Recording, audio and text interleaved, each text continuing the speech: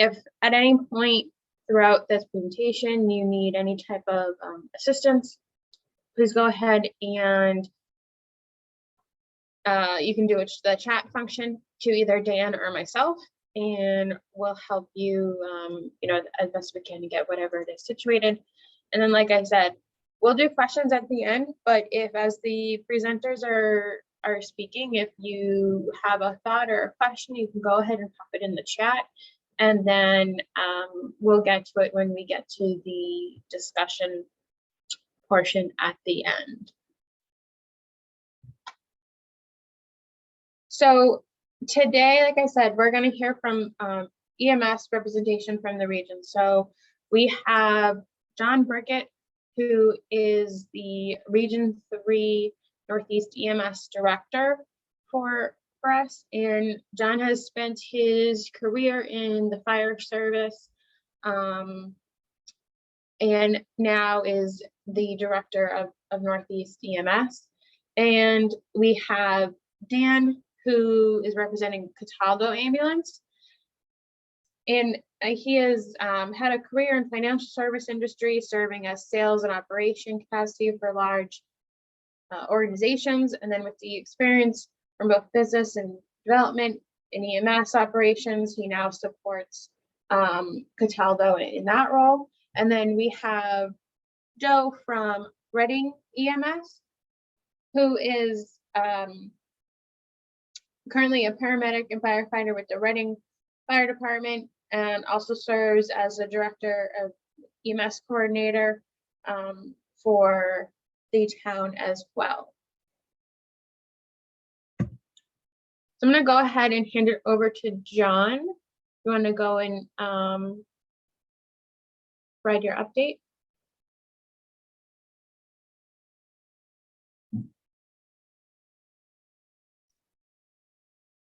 John, you're on mute. Glad there's somebody watching me. Thank you very much, everybody, and thank you, Beth and Dan, for putting this together.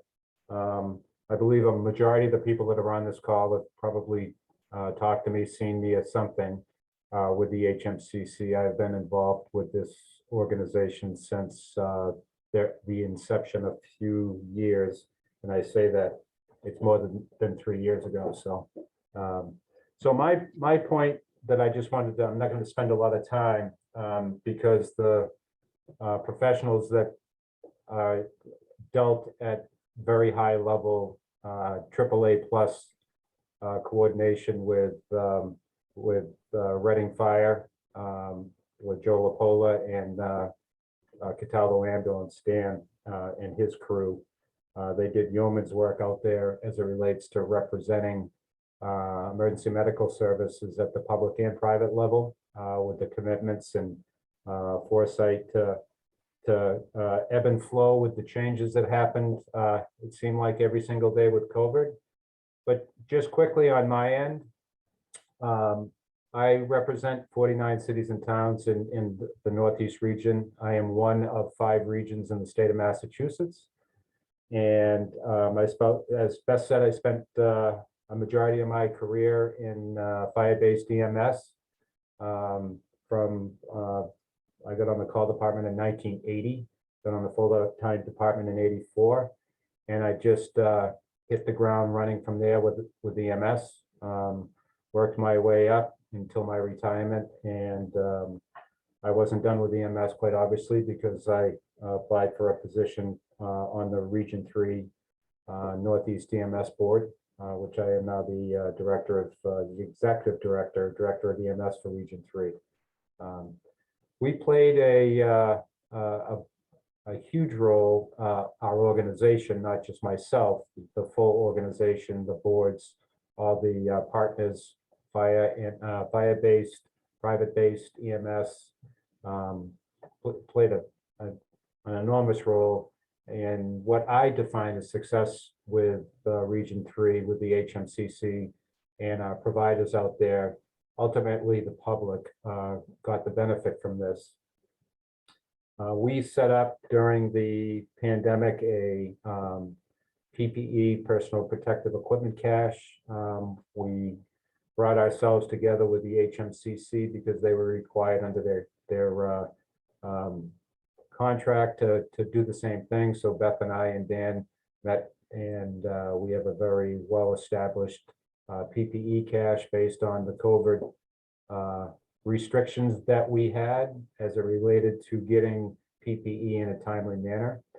We worked pretty hard between Northeast EMS and the HMCC, the Region 3 HMCC, to put a system together. We have 2 caches that are available to the cities and towns within our region. One is located in Amesbury, and we have some storage there. And we have another one at the Beverly cache in Beverly, Massachusetts. And so we have access to quite a bit of protective equipment, masks, gowns, N95, surgical, eye protection, gloves, whatever you need for PPE. And if anybody has any questions in the future about how they obtain that, they can reach out to Beth or Dan or myself, and we'll be happy to let you know about that. But I think what we have seen in EMS, I know that Dan and Joe were really instrumental and very successful in their positions as it relates to clinics that they were involved in or they put together. We did have other successes in this region as well. In the Northeast region, the Northeast area of the region, the Amesbury, Newburyport, Newbury, West Newbury area, they had a group of public health and fire chiefs that got together and put together a really good system up in that area as well. So I don't want to take a lot of the time. I just want to thank everybody for taking the time. You'll learn a lot from what Joe and Dan have to say. And it's really kind of an honor for our organization to be associated with these 2 people, because they really they are the epitome of emergency medical services in our region. So that's all I have to say, Beth. Thanks, John.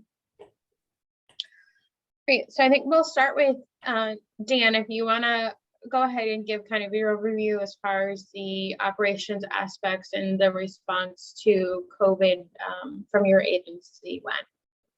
Dan, before you begin, could I just ask the individual who just joined, Barbara, could you please identify yourself?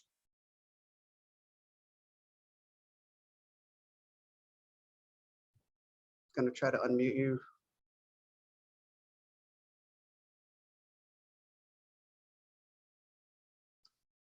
It looks like they just dropped. All right. Sorry about that.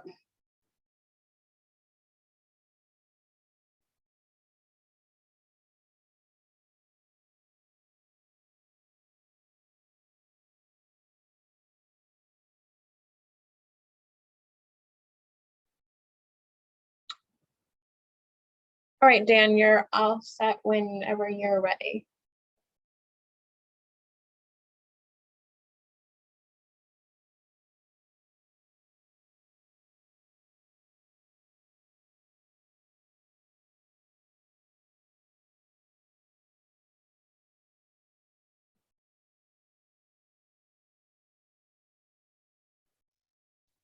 It looks like you may have lost them.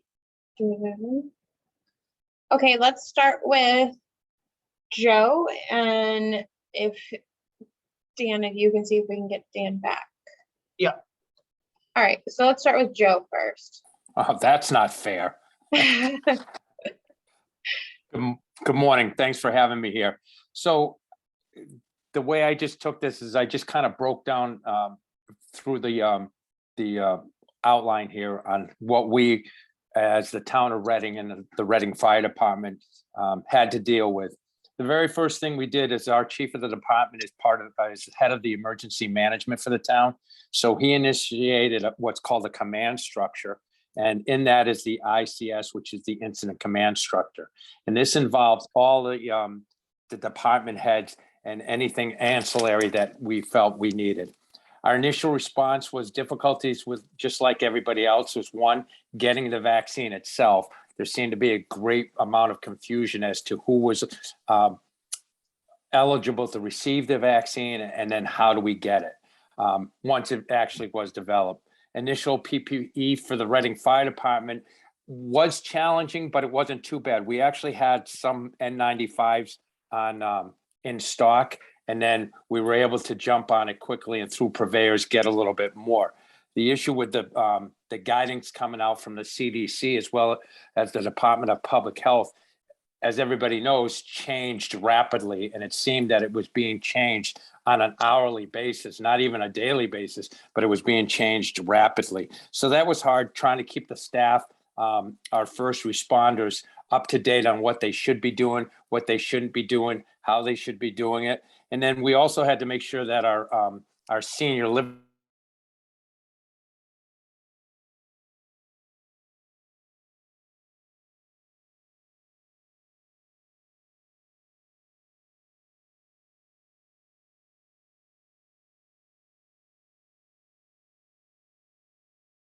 the memory impairment unit. And then we have 3 senior living complexes in the towns. So trying to update them and to try to get them, they've never dealt with any kind of personal protective equipment before, and getting them supplied initially was very challenging, as we all know.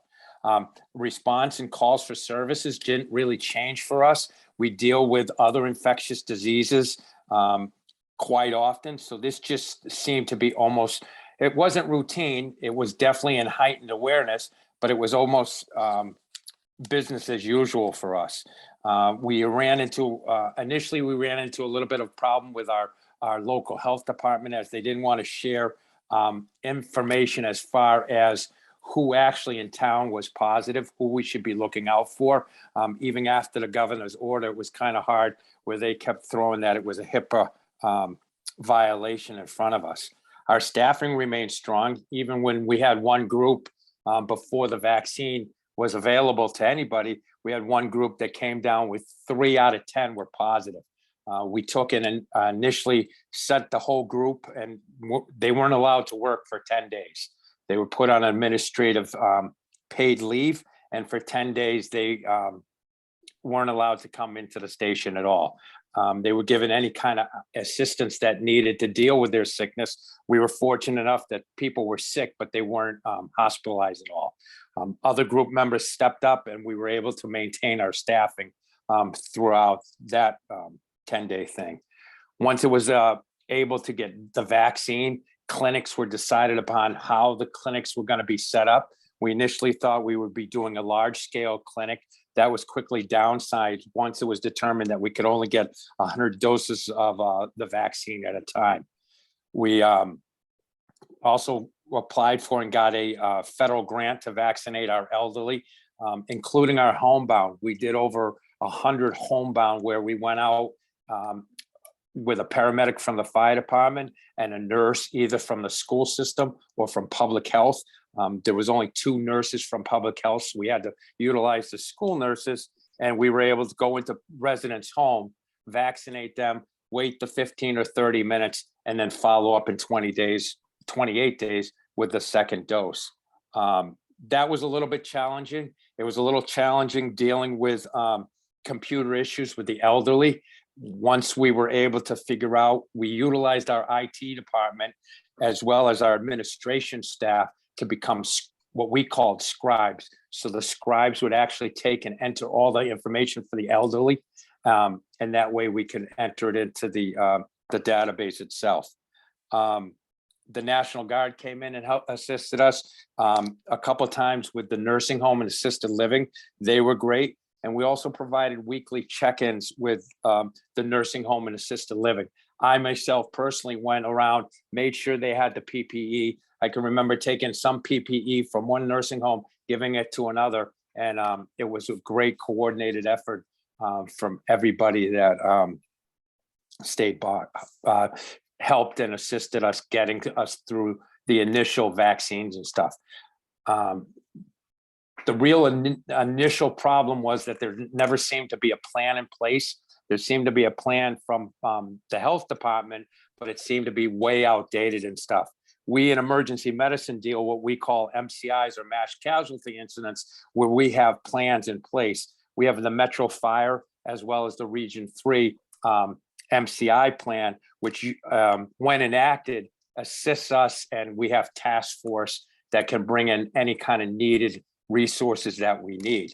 So as far as the issue with the only two issues we really had throughout all of this, we were fortunate was one, getting the vaccine, and two was having the health department actually turn it over to us and let us put our plans in place that we utilize on a regular basis.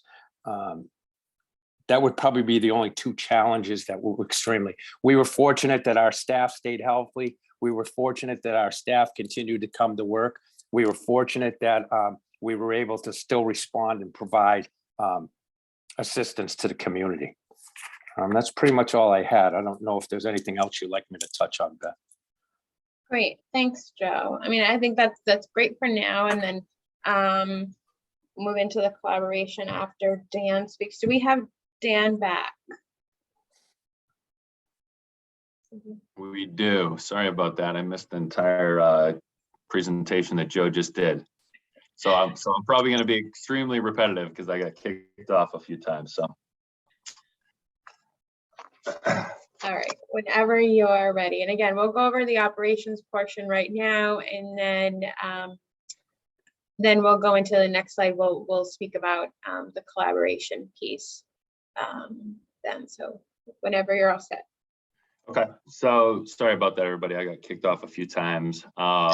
And my apologies if this is repetitive because of that. But so for private EMS, just a little bit about Cataldo. For those that don't know, Cataldo's been around for about 50 years. We started in 1977, Bob and Diana Cataldo.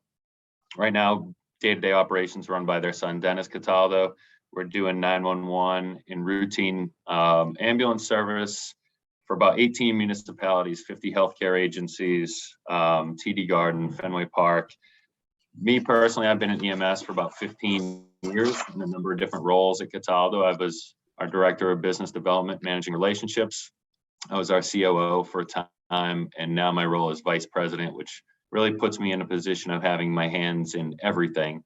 So just like a lot of people on this call, when COVID sort of struck and the pandemic struck and they searched around for who was going to be that person to handle it, that's where I got tagged. So a lot of communities, I think, we weren't sure. We weren't sure who that person was going to be, who was going to respond to the pandemic, and who was going to come up with the plans and the strategy around it. And so we were all sort of in the same boat when it came to that. So I was that person for Cataldo, at least initially on the relationship front, and trying to figure out, what our role might be and how to go about it.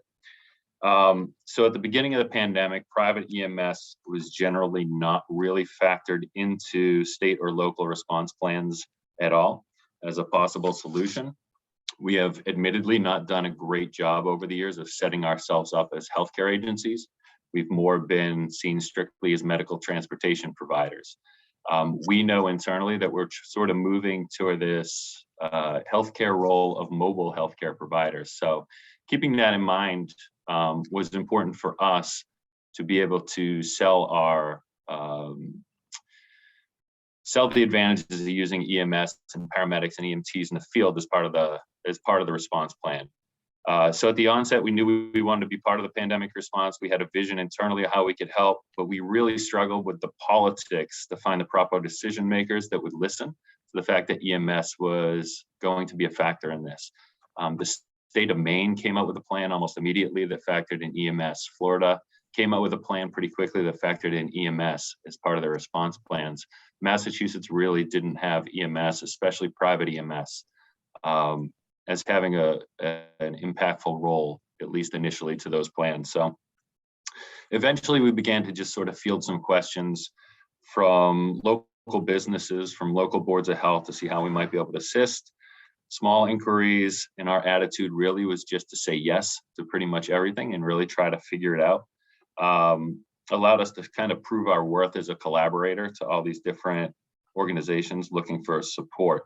So it really started as a million different frustrating baby steps before we were really able to catch on and show what we could do. So we said yes to everything. So as far as the roles that we sort of took as a company, mobile integrated healthcare is something that we're really trying to roll out. We have a whole separate program for that involves going into patients' homes and taking care of them and treating them on site, avoiding hospital readmissions. So initially it was providing that role. How could we avoid these hospital admissions for COVID positive patients that didn't necessarily need an emergency room, but they were scared and they really had nowhere else to go. So that was our immediate role. From there, we started doing medical coverage. We did medical coverage for after school and summer programs. We did oversight at shelters for COVID positive homeless patients in collaboration with some of the cities. Later on, we did monoclonal antibody treatments. We did call center support for COVID positive patients using our already set up 24/7 infrastructure. We did public and private school testing and transportation of students to COVID positive dorms for a lot of the local colleges. We did COVID testing at all the sports venues, concerts, and concert halls in the area when they started coming back online. Construction site support for employee health screenings. We worked on tanker ships, cruise ships, foreign vessels that were coming into Massachusetts to do COVID testing for them. Mass vaccination site logistics and support, mass testing site logistics and support, and local testing sites for underserved communities. So at the end of the day, our bread and butter during the response was really collaborating on all different sizes and scales of COVID testing and vaccination operations. As we started navigating the politics and the relationships, sort of to get to where we wanted to be, we knew we could help. We just really had no idea how to navigate the system. So initially, we knew we had the personnel. So one of the biggest commodities in this entire thing was having the personnel to assist in the response. So we knew we had the personnel, but when it came to COVID testing, we had people, but we didn't have the actual tests. We had absolutely no way to get our hands on COVID tests to assist patients. So that was an extremely frustrating time. It's a relationship world, and our primary relationships that time were with other EMS agencies. We reached out to Pro EMS, who had a relationship in Cambridge with MIT and Harvard, who run the Broad Institute. So once we hooked up with Pro through that collaboration, so a lot of private to private collaborations, a lot of private to public collaborations, we were able to get our hands on COVID tests and get an indirect relationship with the Broad Institute to be able to do those tests.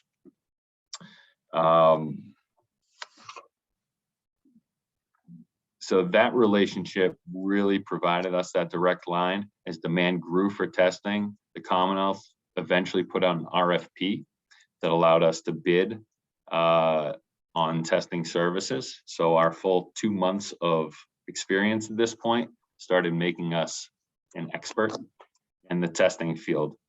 So we were awarded one of the state contracts, which gave us a direct relationship with the Broad Institute, who we knew at the time was kind of the end all be all to assist with massive testing plans. From there, we were initially awarded 2 stop the spread sites, one in Randolph and the other one in Everett. We're still running those sites today, as well as it placed our name on an approved vendor list for companies that were seeking testing services. So in August of 2020, things started to roll a little bit. We were doing about 1,000 tests a week at that point. And then we got a call from an organization, CIC Health, another private organization that was sort of trying to find their way in this world. CIC itself is a property management company. They provide office space to agencies that were looking that rent technology space for shared resources. So they were having an issue in that all of their tenants were no longer coming to work. So they needed to find a way to allow their tenants back into the building. So they called us from that approved state list and said, can you help us try to figure out a way to get our tenants back in the building by providing COVID tests? And while you're at it, we want to do it ourselves. So if you can just train us on how to do that testing, we'd appreciate it. So we collaborated with them. That company had bigger plans, and they had a lot of powerful people within their organization that we didn't necessarily realize at the time. One of those people was Atul Gawande, who, if any of you recognize that name, if you don't know it, Google him. You'll see quite a bit on Atul. He's a physician at Brigham and Women's Hospital. He was on president's board to figure out, Trump at the time, to figure out COVID testing response. So he was a name that was really influential in the whole response to the pandemic, and we happen to connect with him. So you can sort of see where this is going in the sense of just relationship management, and one relationship just sort of led to the other, but there was no real formalized plan ever on how to get there. You know, we've done a lot of training in ICS. We've done a lot of training in active shooter drills. We've done a lot of training in different responses, but we never did anything around a pandemic, a full-scale pandemic. So, you know, like other places, we're building a plane as we were flying it. So we connected with them. Sure enough, they had connections that got us involved in testing at schools. So from this point on, our testing expanded. We started testing in approximately 100 different schools in Massachusetts. We were providing testing for cities as far out as, or towns as far out as Pittsfield, as far south as New Bedford and Fall River. We were basically going everywhere in the state at this point. And we had hired about 100 people at this point to strictly test. So EMT, paramedic, there's a shortage already. We can't get patients from point A to point B right now because of the EMT and paramedic shortage. We all know it. So we set apart a separate vertical, separate part of the company that hired mostly administrative staff. And we trained them to be first responders, and we trained them to do strictly COVID testing at the time. So we weren't using any of our real paramedic and EMT staff for this. They were sticking with our core business that was responding to 911 calls and transferring patients from point A to point B. Our entire separate staff was strictly dedicated to COVID testing and pandemic response under an entirely different org structure, an entirely different leadership structure within our organization. So we separated them out pretty clearly from every standpoint. CIC, so the testing kept going. We were at peak doing a roughly 20 to 25,000 tests a week throughout the entire state. In the history of the company, our company, we never exceeded 700 employees. At this point, throughout the pandemic, with just testing, we had about 850 employees working for us. And as the months rolled on, testing sort of waned a little bit, and we knew that vaccinations were coming, and we knew we wanted to be part of it, but again, we really had no plan in place or no access. Even after our relationships with the state, we really had no access to be one of the testing providers. Initially, they started reaching out to companies from all over the country to come in and run mass vaccination sites. Our connection with CIC Health and some of those folks got us into the vaccination picture. It was literally Christmas Eve when we were introduced to a guy named Chris Kaufman, who worked for CIC Health. He had played a major role at large pharmaceutical organizations in the past during other pandemic rollouts. And Chris sort of set us up with what we needed to do. At that point, we were asked to be the operations end for Fenway Park rollout and the vaccinations. So as cities and towns were sort of charged with figure it out on your own, we were also sort of charged with figure it out on your own. And through the mass vaccination sites, we kind of got the feel for what these clinics might look like, how to adapt, all the shortfalls and things that we were going to face. And we became a pretty solid resource for a lot of cities and towns that we worked with at the time. So again, our motto was to say yes. We felt that nobody else really knew how to do this either. So why not us? And we separated a whole different business to just sort of figure it out and figure out this response. So again, not to belabor it a little bit, but these mass vaccination sites at Fenway Park, we were going through the different phases, trying to work with different populations. And we were doing about 1,200 vaccinations a day at Fenway Park. the Red Sox season was going to start, they shut down Fenway and they moved operations to the Hines when general population started being allowed to get their vaccinations. At Hines Auditorium, we were setting up 85 stations with a plan to do 7,000 vaccinations a day. That required us to get a lot more staff. So again, without wanting to utilize EMTs and paramedics, which were already in short supply, we reached out and did a whole marketing campaign to try to hire. We rented space at a hotel in Boston. We put together a whole training program, and we sent a call out for nurses, for pharmacists, for doctors. They opened it up, the state opened it up through a special project waiver, through an emergency waiver, to allow us to use nursing students to vaccinate under supervision. So we opened it up to all those populations. We had about 1,000 applications for all of these people in about a 4-week period. We brought them all through Hotel Commonwealth in Boston. We processed all their applications, did everything that the state required, from queries to everything else to make sure they were suitable. And we started deploying them immediately into the field to do vaccinations. So at peak, we were staffing roughly about 350 nurses, doctors, pharmacists, veterinarians, EMTs, nursing students every single day to manage these sites. It was a completely separate business from what our day-to-day operations were, or what we ever had done before. And then the state decided to throw another little chink in it and did a U.S. Navy deployment to the Hines to assist with vaccination efforts.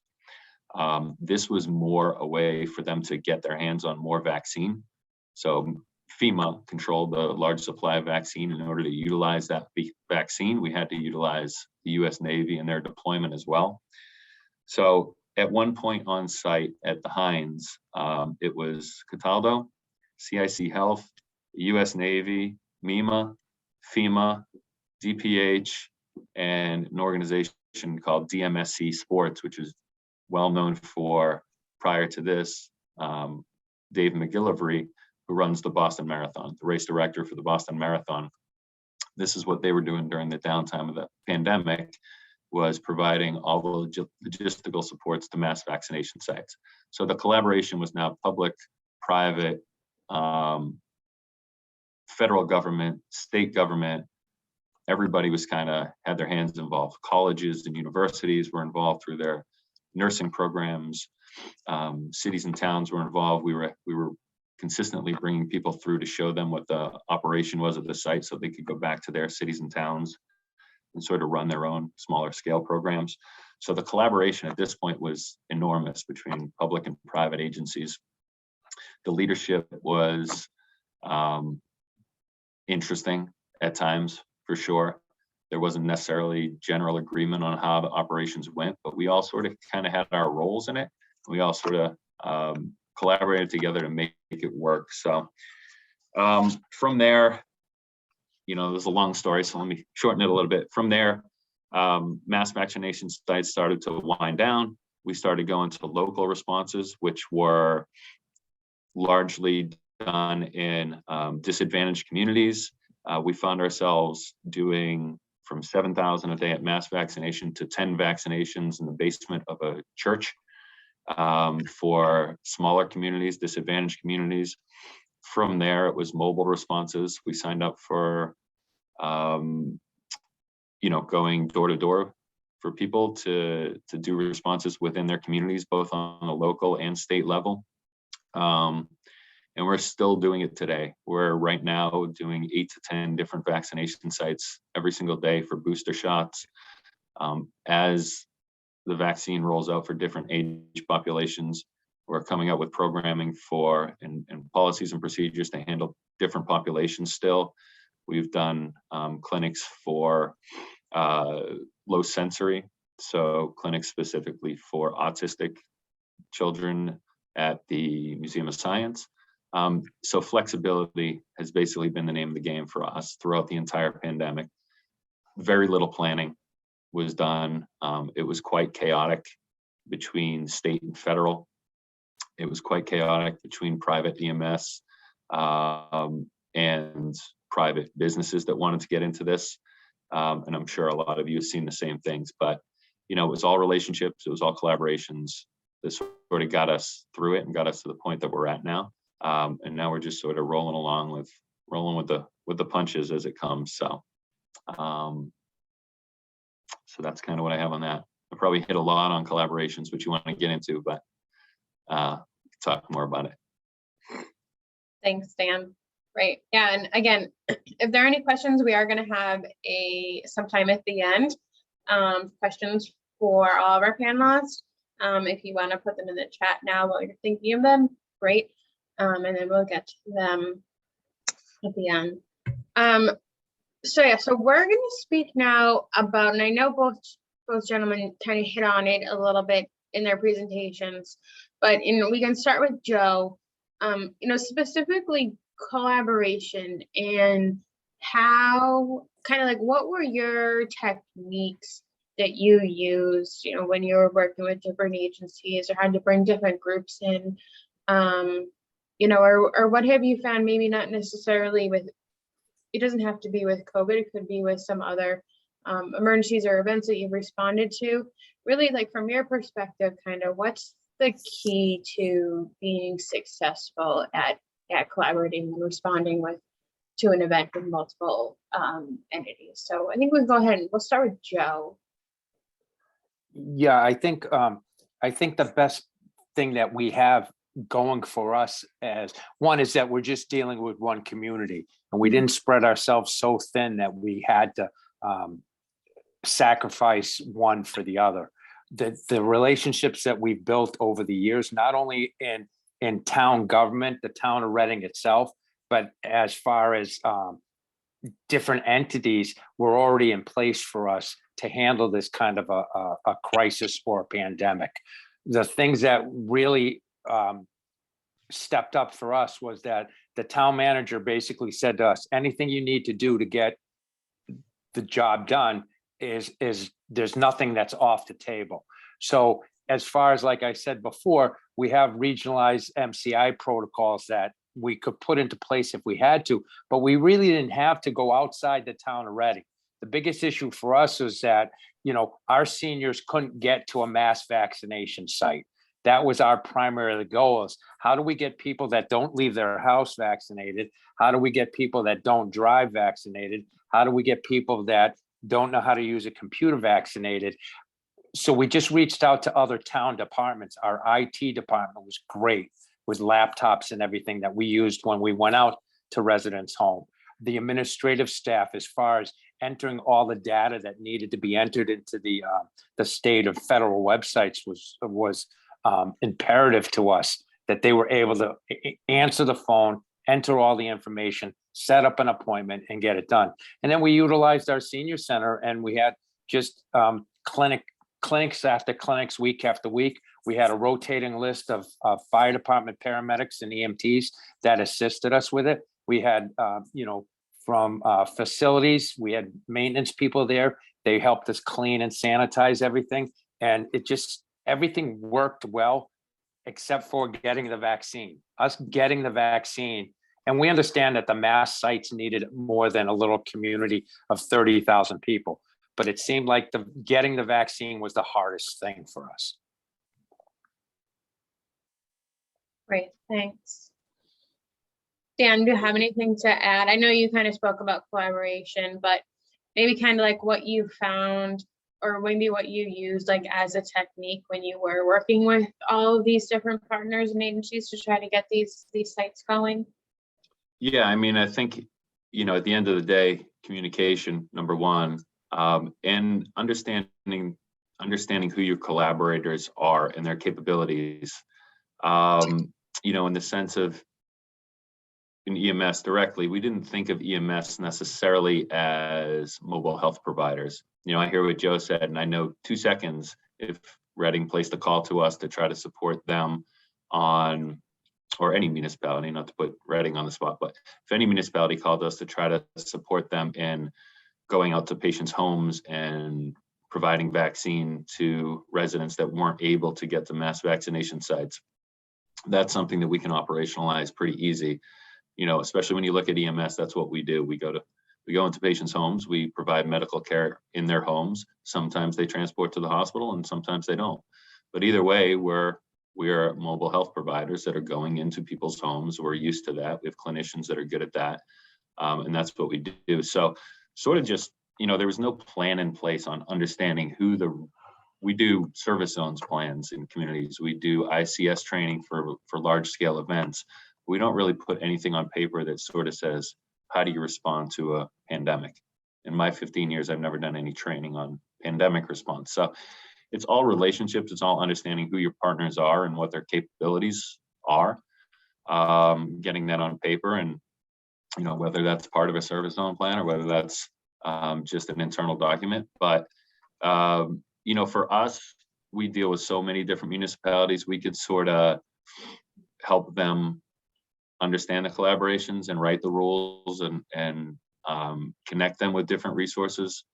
We use Salem Hospital. We didn't have sub-zero freezers, so we use Salem Hospital to help us manage our supply of vaccine. It was as simple as reaching out to the pharmacy director there. They were more than happy to help, but it was just a resource that we came up with that might be able to help us. And that was through collaboration with the city of Salem and public health department. So honestly, it's not, I want to say it's not rocket science, but it's simply relationships, simply understanding people's relationships and communicating with everybody and being able to help. There was a point where we couldn't get vaccine either. We did a lot of vaccine movement. We did, you know, Salem needed some vaccine from us. We sent them a temporary supply of our vaccine to them. They would send vaccine back to us. We work closely with East Boston Neighborhood Health Center on vaccine movement, just moving it back and forth. So we probably loaned vaccine to 20 or 30 different people throughout the process. And we probably got loaned vaccine 20 or 30 times throughout the process. When we were at a point where we weren't wasting vaccine, we would find arms to put that vaccine in just by making phone calls to other people that we knew were running vaccination sites and seeing if they could use it. So, so it's simple in the sense of just communication and understanding relationships and understanding who your business partners are to get the job done. Great, thanks. So I'm gonna stop sharing right now. And then, so I'm gonna open it up. If there are any discussion, comments, questions, you can either use the raise your hand feature or you can go ahead and put something in the chat. While we wait for those to come in, I think Dan has some points to bring up to the group. So Dan Witz, when you're ready. Can everyone hear me? My computer froze. Yes, you're good.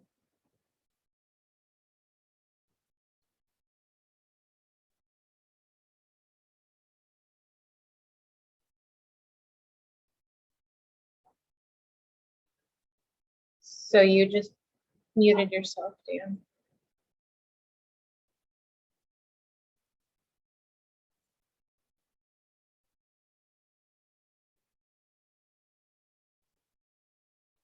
So I'm gonna work on getting Dan back. I think I can pull up his items if you guys give me 1 second.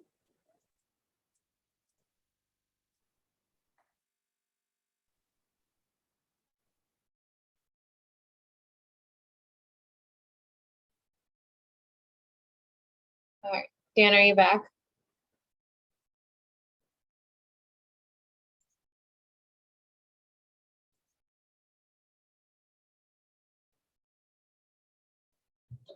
All right, so I'll go ahead. So to Dan and Joe, were there any organizations that you didn't partner with for this response that you think in the future, knock on wood, if something similar ever happened, that you would like to bring in, or maybe if it was an agency or a group that came in kind of late that you kind of viewed as they were brought in earlier that could have assisted in some aspect.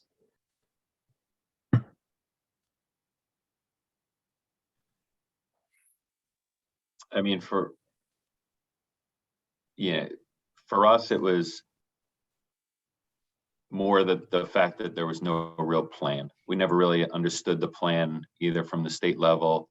And I think a lot of health directors might be able to relate that they were sort of thrown to the wolves. We were kind of like, figure it out as you go along. So how we, who were the labs that we had to partner with that were going to have access to COVID tests? What was the turnaround? How did we get our hands on them? And then the same with the vaccine. How were the decisions made to provide vaccine to people, and who was eligible to get it and who wasn't? So those are a lot of the things that were really frustrating at the beginning, is just how to go about navigating the system to get your hands on tests or your hands on vaccine or whatever it might be. But one collaborator that was a godsend was staffing agencies. We worked really closely and gave a lot of business to staffing agencies, whether it was clinical personnel or administrative personnel. We probably used well over 200 administrative personnel from staffing agencies during this time that helped us with follow-up phone calls for COVID positive patients. They helped us with registrations. They helped us with technical issues. They simply, we had a ton of supplies, a warehouse full of supplies that they assisted with putting in vans and everything else. So staffing agencies were someone we didn't initially think of, but we couldn't have done a lot of what we did without the personnel. The personnel were probably the greatest commodity in this whole thing, outside of tests and vaccines. But any kind of collaborations with them or having them on the hook is always a good thing for responses like this, to me. I agree with what Dan says about that there was no plan at all in place, but it is also what I think is, if there's anything good that's come out of this, is to show that health departments do need help. They're understaffed, as we all are, but health departments really don't have the manpower or the infrastructure in place to handle any kind of huge emergency that we do around in our community, at least. So I think, we've got a new health director now. He's actually comes onto public safety now, and he's out of town hall. He's actually in the police station with his own office and everything. So I think if anything good came out of this was to show that health departments need to realize that EMS personnel are medical professionals. We go into people's homes every single day, multiple times a day. We're able to give vaccines. We give, I don't know how many medications on a daily basis, and to utilize us as someone that's used to dealing with mass casualties, someone that has plans in place that are updated frequently, the agency that has the collaboration with private EMS as well as public entities and can put all these plans in place. If they would just realize that they need help and that we can give them the help. And I think that's what this pandemic has shown, that EMS, whether it's public, private, is in it for the long haul. And it's something we're used to dealing with. Just let us deal with it. Yeah, I certainly think one of the good things is that came out of this is just looking at the names on this call. Honestly, prior to the pandemic, I barely knew anybody. Right now, I think I recognize 80% of the people that are on this Zoom right now.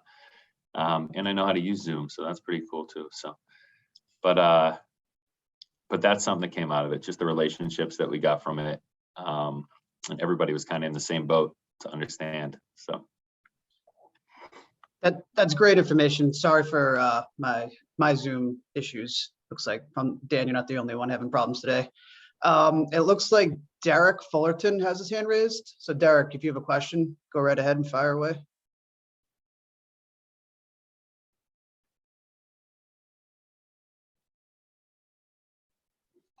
Derek, Can you hear me?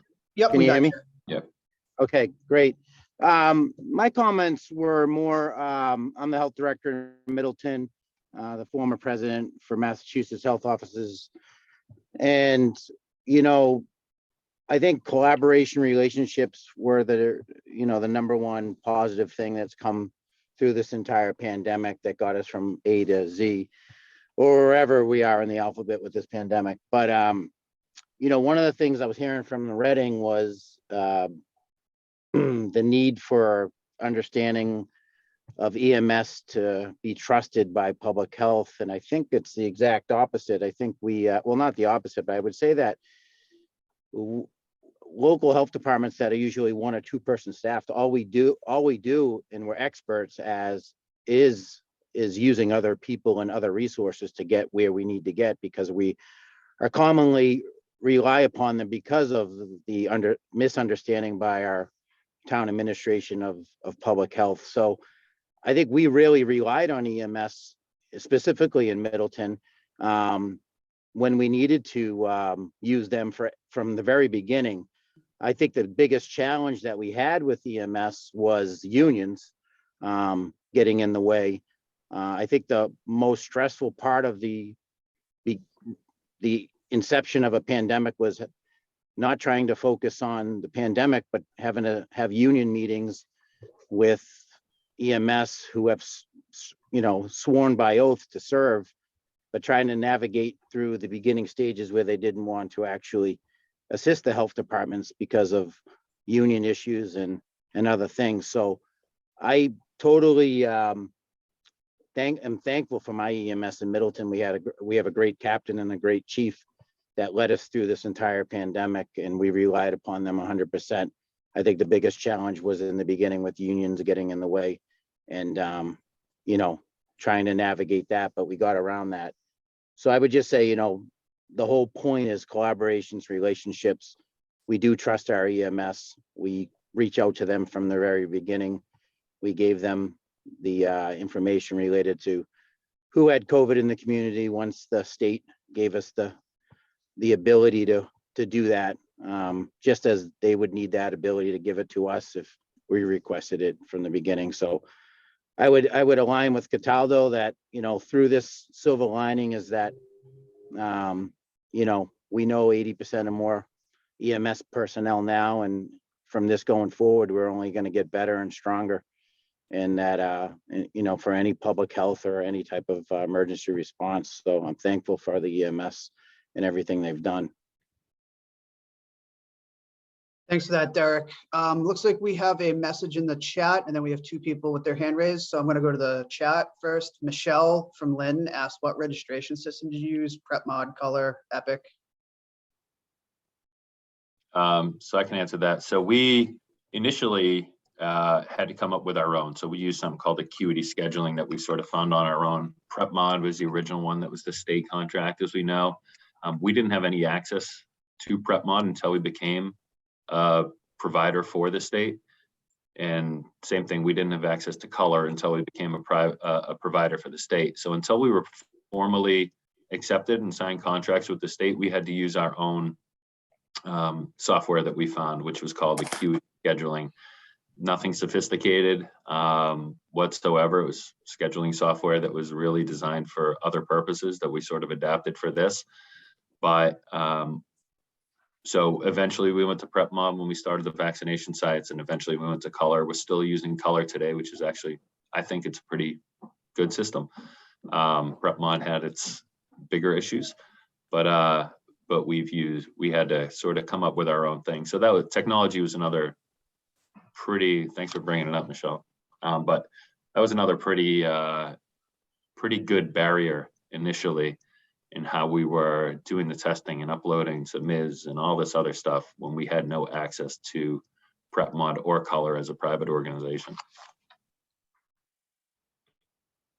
And Yeah, can I follow up? Oh, Sorry. With that system that you guys created, were there any features that your system had or had the ability to that maybe Prep Mod didn't have the ability to, that you found beneficial, or were they pretty system, like ability wise, are they comparable?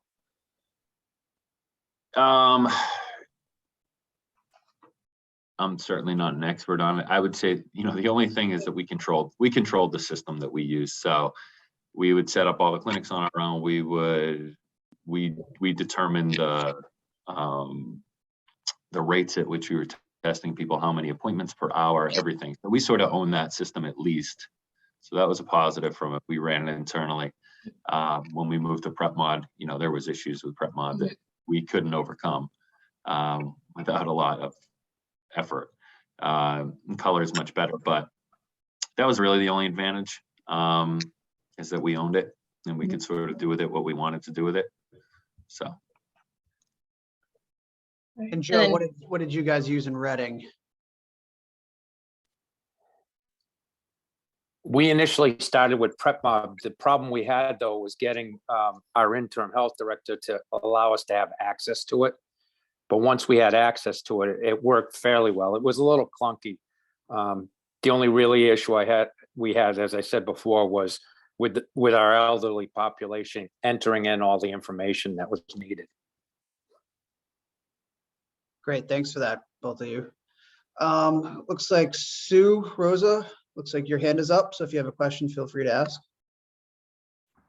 I don't actually have a question. I just wanted to make a comment in relation to the health department and our collaborative efforts with our EMS. I'm the health director here in Chelmsford, have been for several years now, and we are very fortunate that we have a fabulous relationship with our EMS in this community. And at the beginning of this pandemic, when nobody knew what was going on from 1 minute to the next, I started with daily, sometimes multiple times a day, on Zoom calls with my EMS. And they relied heavily on the health department throughout the entire pandemic, as far as us working together with data, working together with how we were going to protect the community against something that was foreign to all of us. And it sounds like to me that maybe the town of Reading doesn't have that same type of collaboration, or didn't have that same type of collaboration with their different partners in the beginning.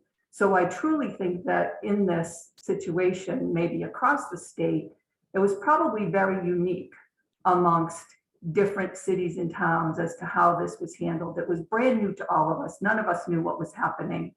And, you know, collaboration. And we learned that when we started doing our emergency preparedness plans after 9/11. And, you know, some of those plans did come into very good use once we got to the point where we were doing immunization clinics and that. And I know in this town, we relied on our police and fire to help us, as well as our MRC. We wouldn't have been able to do it without our MRC. And if we didn't have the MRC and the collaboration with them, none of this would take place. So, you know, I just want to say that we did work very well with our EMS. And because of that, I think that our efforts here were very successful. Chelmsford was actually the lead town in collaborating with all of the communities in Region 3C to set up our first responder clinics here in our region. And we handled 7 different communities in giving the vaccination once it was available. So I do think that those situations were unique depending on where you were from. Thank you. Thanks, Sue. Dave Greenbaum, I saw your hand up earlier and you took it down. I don't know if there was something you wanted to ask. No, it wasn't really a question. It was, you know, similar comments to what Derek and Sue said. You know, we here in Salem also have a great relationship with that, you know, public safety providers. You know, we were able to collaborate closely throughout this. I mean, I think they did rely more on the health department to guide them as to what they should be doing as opposed to the other way around. The other thing I think is important to point out that public health, you know, has plans in place. We drill them every year. We update them every year. You know, so the issue that we saw with it was that we drifted away from using those plans, especially as we came to vaccinations. We went to mass vaccination sites and not emergency dispensing sites. So I just wanted to add that in there, but everybody was saying it, so I felt it was said enough. Thank you. I would say from the perspective of private EMS, our relationships are a little different with communities. We're you're our customers more than anything. And we're responsive. We were more responsive to the needs of customers as opposed to trying to figure out the plan necessarily, unless we were asked for our help to figure out the plan. So we played a consulting role. We figured out ways to help our customers, which turned into, not just cities and towns we work with through EMS, but cities and towns that reached out to us all over the state. So that was sort of our feeling with it was, we're helping out customers. We're not in charge necessarily of anything. Public health departments in each individual municipality were in charge of the response, and we were a collaborator, and we were there to assist rather than really being in charge of anything, unless we were asked to consult with it. So we absolutely saw very different dynamics with a lot of the different cities. There was no one way to do it by any stretch. And there wasn't even necessarily one person that was in charge of doing it. It wasn't always the public health director in every city that we dealt with. Emergency management sometimes was that person too. So we saw the whole gamut of various things. And I think that's one of the things to take out of this is there really isn't any there wasn't any real streamlined approach to any one city or town in the way they responded to the pandemic, and just having dealt with everybody. So that's kind of our perspective on it. And if I could just add, Dan, real quick, that, private EMS was a huge, huge help throughout this to us in Salem. I don't know what other people's experiences were with it, but we definitely utilized Cataldo ambulance. We had stop the spread testing through Fallon ambulance and transformative health. So creating those relationships with private EMS was a huge asset throughout this. Yeah, Dave and I got to know each other very well. Yes, we did. And thanks for all your help, Dan. Yeah. Yeah, no, this is great discussion. Oh, sorry, Joe, go ahead.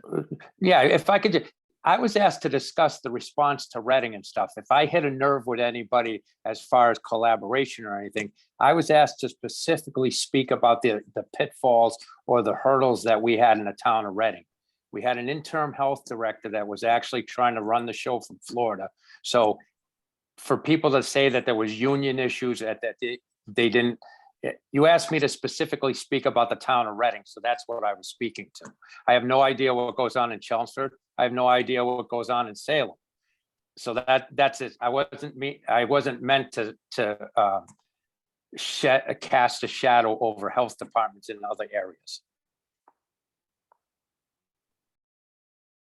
Yeah, no, thanks for that, Joe. And what you're saying about Reading is spot on. And this is just a learning experience for all of us, and everybody did everything different. There was no playbook, as was mentioned earlier. So, it's good to hear everyone's experiences across the board, understanding this was a tough situation for all. Chris and Malden, I see your hand is up. I'll be quick. Being a Malden company, Cataldo ambulance, of course, was above and beyond for us. I'm sure they did the same work for everybody. I know they had a lot of things on their time. I know that because I would call Dan, and oftentimes he'd be 3 phone calls deep. So, and he always, and I want to thank him for this. He always returned my call, never left me wondering, was true partner, had some good ideas, and was helpful. His staff, can't say enough.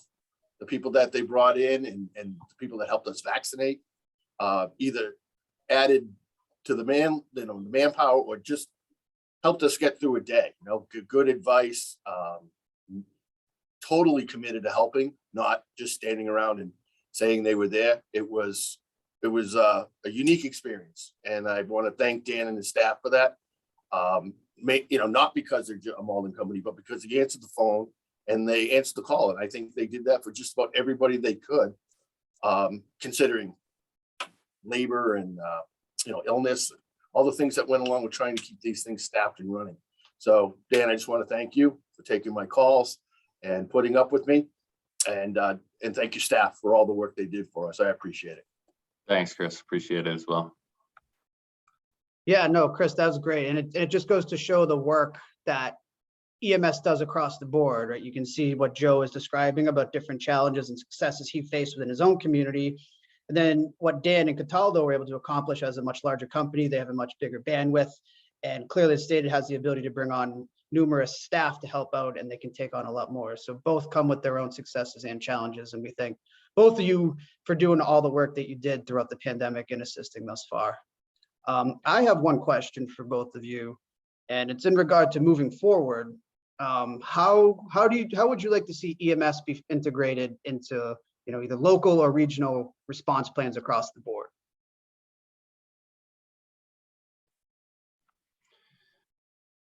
I think on my end, it's just as a mobile health provider, anything when it comes to flu vaccinations, when it comes to, we assisted at schools, there was a shortage. We happen to end up with all these nursing staff when nobody can find nurses. So we were literally assisting it in school programs as far as summer education, our summer school programs and after school programs when there just weren't enough nurses to go around.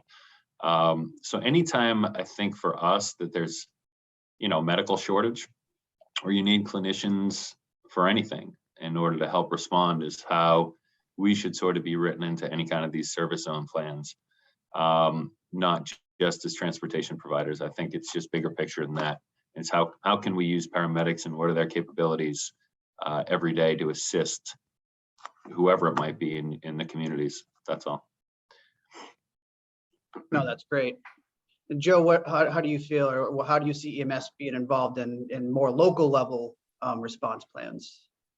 Yeah, I think the way it finally turned out, or the way it ended up in Reading, it turned out to be a good collaboration with all those involved. I think going forward, that if we have more, I don't want to say a monthly meeting, but maybe a quarterly meeting with the players to be. And as Dan said repeatedly, if there was some kind of plan and the plan could be known, someone mentioned that there was a plan and the health departments drill on it every time. Maybe we could invite EMS to some of these meetings so that we have some kind of knowledge as to what, whether insight or manpower we can provide. No, that's great, Joe. And that swings into a follow-up question that I have. And Joe, I'll start with you. Is what steps can be taken to further educate stakeholders on the roles that you guys can play, right? You're not just a one-trick pony. There's multiple different hats that you can wear and services you can provide. Joe at the local level, Dan at more of a broad regional level. How do you want to go about that moving forward to get your hands in all these things? Yeah, I'm not quite sure. I know now that the town has stepped forward and hired a full-time health director, and he's actually comes under public safety. I think that's going to go a long way to ensuring that the town is best covered for any type, whether it's a health emergency, whether it's a national disaster, or whatever it is. I think, the town of Amesbury actually made the fire chief, who's the emergency management director, actually made him in charge of the health department. We deal with emergencies on a daily basis. And if there's emergencies that are happening, whether it's a pandemic or whether it's just localized flooding or whatever, if they could just collaborate with us, that'd be great. No, that's great. And Dan, let's pivot to you. I kind of forgot the question, but yeah, no, I just want to, what steps could be taken to really further educate, for you, it'd be more regional stakeholders on the various roles that the EMS can play, so they just don't view you as a truck with sirens driving up, Yeah, I think it's both. I think it's on us too, right? We need to be more proactive with our involvement in committees and our involvement in regional organizations and things like that. So we need to share more. EMS in nature has been humble to a fault, and to the point where we don't speak too much about what we do or the responses or anything like that. So people don't know. That's sort of been a thing with us that needs to change. But kind of just going on what Joe said, I still think it's about understanding the roles of every healthcare provider in the community, or emergency management. Emergency management and public health to me are very different things. And sometimes emergency management person is in charge of public health. I don't know. I don't even know all the inner workings of every city and who has roles within health. within emergency management or health. We personally deal with a lot of fire chiefs. That's been our history, and it's been very emergency management focused, where we haven't dealt with public health until this pandemic. EMS has very rarely dealt with public health departments, and it's mostly been first responders and emergency management things. So again, this has shown a light on just the capabilities of everybody that deals with healthcare in the community. So it's figuring out who all those stakeholders, especially if there's a local hospital, in your community as well, who the stakeholders are at the local hospital, and EMS and public health and emergency management, and just really understanding what that board looks like to meet regularly on all issues and stay informed. No, I think that's a great response. Let's see, Derek, you have your hand up again? Hi. I don't want to sound like the cynic on this phone call, but I just want to circle back just to, making sure that public health is still realized as who should be in the lead in a public health crisis. I totally agree with the collaborations and partnerships. It seems like the two communities that Joe referenced, Reading and Amesbury, there's a history involved with those two communities, which was the years ago with regionalization, where health directors were eliminated and merged because of public health past issues there, or management issues in those communities. But I just want to make it clear that, this pandemic should have been led through incident command system with the public health director or the public health nurse as the incident commanders for now and for future public health response. The collaboration is super important, but those two communities are referenced where, Reading's going to be under public safety. That is a great thing that they got to hire a full-time agent, which they were a long time ago, and now they're circling back to that. But I just hope that the intent with being under public safety would be, if another pandemic came down the road, that public health director would have the capacity and ability to assign himself or herself as public incident commander through a public health crisis. And then I know that Amesbury has, regionalized in the past, the last 10 years, and, probably have the same type of issues. So I'm just want to make sure I'm always here to support local public health and make sure that, my fire chief, as soon as the pandemic came, he said, "This is your arena, your incident commander."